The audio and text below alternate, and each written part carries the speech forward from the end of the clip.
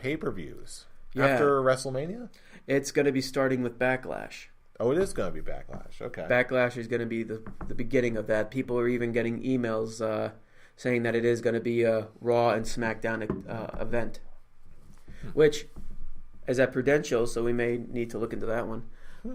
But yeah, this is the start of basically them announcing that all pay-per-views are going to be dual-branded shows. What's your take on that?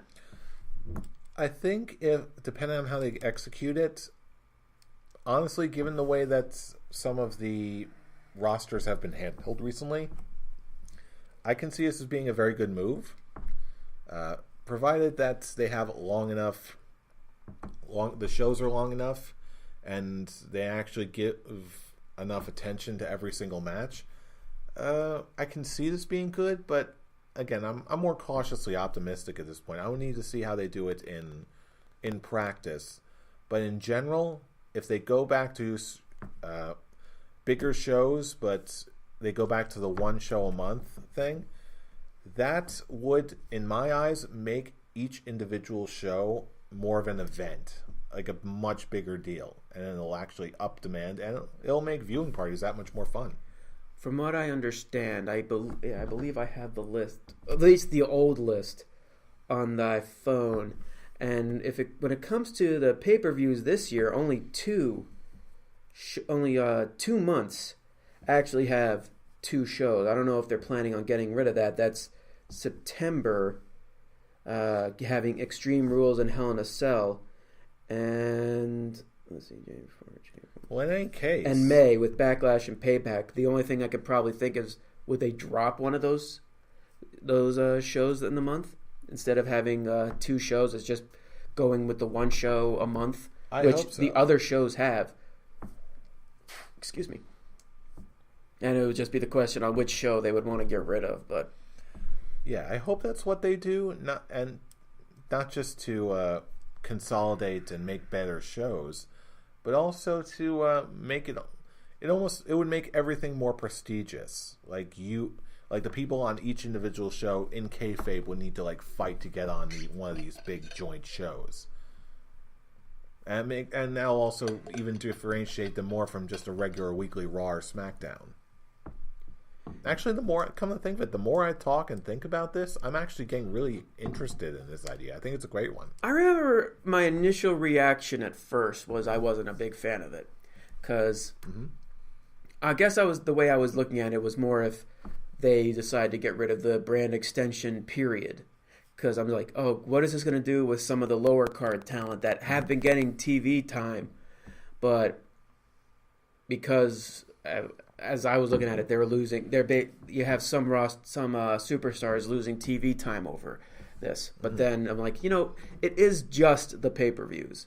The more I keep thinking about it, and granted, some lower card talent may just be reverted to the pre-shows, but at least they'll still be getting on.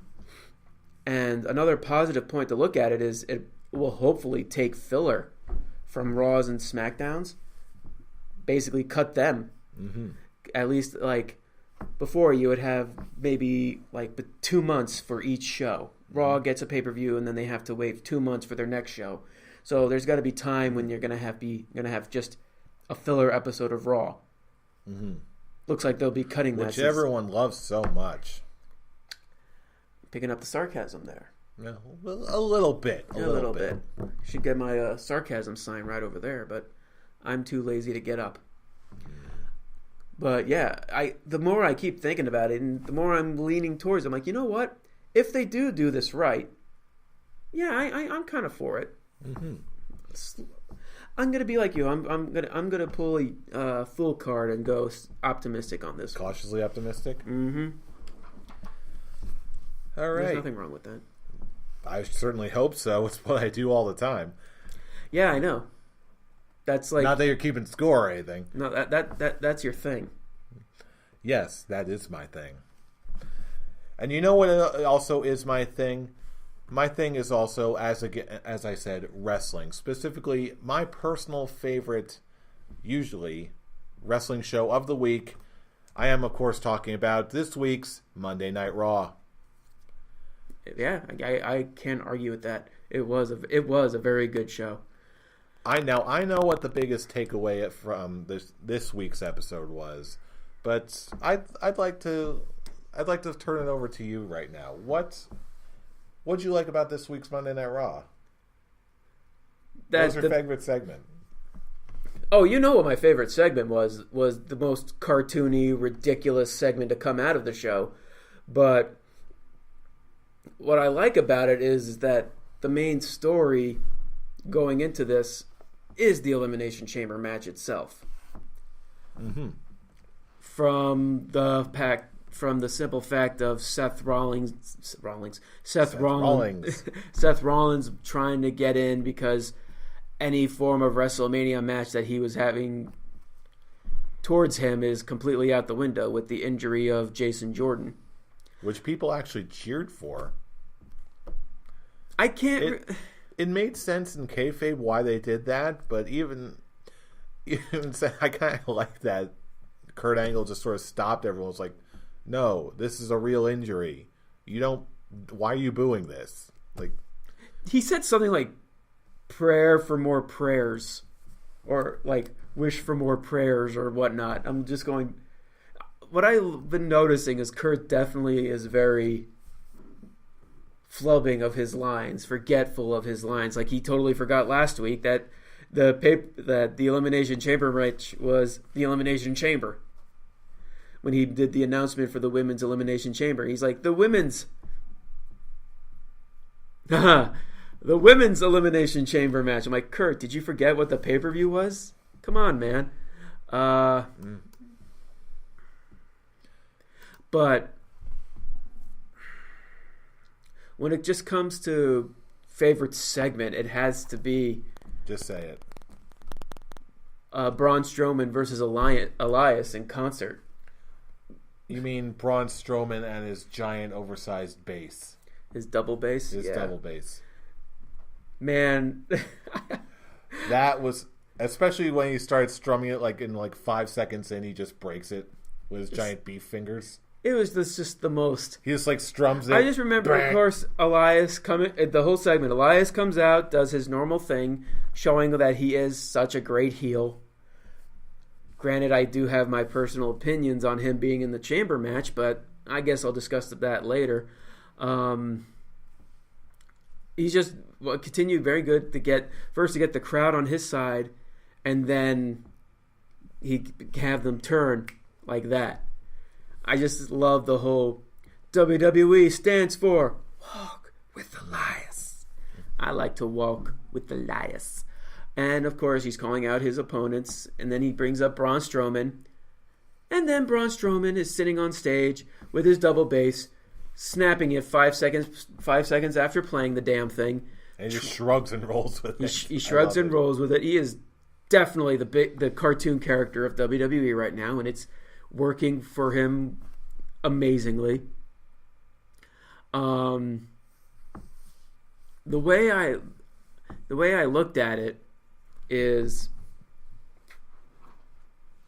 once Braun took the double bass and basically just fly swatted Elias at the end of the segment.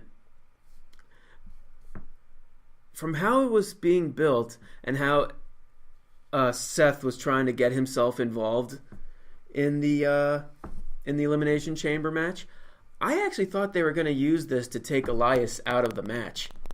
Really? Just because, like I said, I love Elias. I love what he's doing. He still needs some work in the ring. He's getting there, but he still needs some work. But when you look at the Chamber match itself, when you look at all the people in it, there's excluding Elias, there's 5 former champions and 1 sooner rather than later champion in Braun Strowman. And then you have Elias, who, like I said, I love him, but he's nowhere near that position to be put in a title match, or at least number 1 contendership for a title match. Jinder Mahal. Yes, you could pull the Jinder argument, but I'm still standing with it. I like Elias. I feel like the one thing that they're doing with Jinder right is that they're having him in the lower card, which he should have been in the lower card to begin with. This is just another case of being pushed to the top too soon, in my opinion. Like I said, I like Elias. I actually do think he actually has a future, and he could later, way later than sooner, he could be championship material. What if? But that to me is a good reason why Elias should be in this match, because mostly for two main reasons. Number one, he's way more over than someone like Jinder Mahal ever was, and number two, because this is a multi-man match, he doesn't need to win. Well, it's obvious who's going to win, but we'll save that for our prediction show. Smooth. That actually worked really well. Yes, I am. But anyway, while we're talking about Elimination Chamber, why don't we talk about what the latest developments was with the upcoming Elimination Chamber match?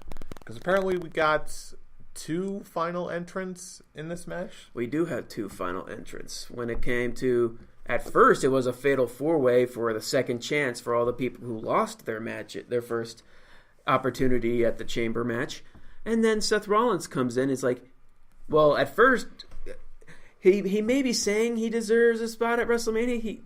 Like Jason Jordan is missing his opportunity to be at WrestleMania. I get it. I don't want to lose my opportunity. But no, it's like, dude, I don't have a storyline going into WrestleMania. I need to do something here. I'm going to be off the Elimination Chamber card if I don't have anything. Kurt, get yourself another tag team partner. Boo! Nobody wants to see Seth Rollins in another tag team match with The Bar. Granted, when you look at the tag team division as a whole, there really are 3 teams. The Bar, Revival, the Club. Or should it be called Balor Club now? It kind of is the Balor Club now. I guess Balor Club. Very lackluster Raw tag team division. But hey, at least you get to have, let's see, what do they call, what does Sheamus and Cesaro call the tag team belts? Larry and Mo? No. Curly? Larry and Peaches. They called it, yes, Sheamus and Cesaro called it the Raw Tag Team Championships, Larry and Peaches. Because why not? Of course, people's response to it is, Larry? Larry! Larry! Larry! Or, in my case, I'm just looking at Peaches? Okay. Heifer. Pfft, that's a great name. Hey, Peaches, you got any food around here? You don't get it, do you? 7 deadly sins! Gluttony! Glutton! You are a glutton! Gluten? I wish I didn't love that. I really do. But yeah, going into the Chamber match, apparently we've got both Finn Balor and Seth Rollins coming out last for the Elimination Chamber? No, it's not that they're coming out last. That's Elias. Oh, that's Elias. I got that. He's the one coming out last. It's Never mind. When Seth inserted himself into the Fatal 4-Way, which now became a Fatal 5-Way, Last Chance. They changed it because it's not Second Chance, it's Last Chance. Seth and Finn both pinned Bray Wyatt. Of all people. Poor Uncle Bray. Poor Uncle Bray, indeed. And of course, people are thinking, oh, this is going to be an interesting development next week. Maybe they'll have a singles match to determine who gets the final spot. No, it's just Kurt on Facebook. Kurt Angle, oh yeah, you're both in the first ever 7-man Elimination Chamber. So apparently 3 men start the Elimination Chamber. Because I don't see them building a 5th pod. Honestly, No, you do not see it. What do you think I'm seeing? You're gonna say something about they could put in a 5th pod. No, that's not what I was going to say. They're gonna have someone share a pod with someone. Yeah, I want to see Finn Balor and Seth Rollins share a pod, and they're just like crammed in there, like, "What the hell are you doing? Get off me!" They're like punching each other in the pod. Damn it, Seth! Why did you bring? Wouldn't that be hilarious? Damn it, Seth! Why did you bring a pipe in here? What pipe? I didn't bring a. Oh. Ew. In all seriousness, though, yeah, I don't. It think looks they're like they're just going to start 3 guys in.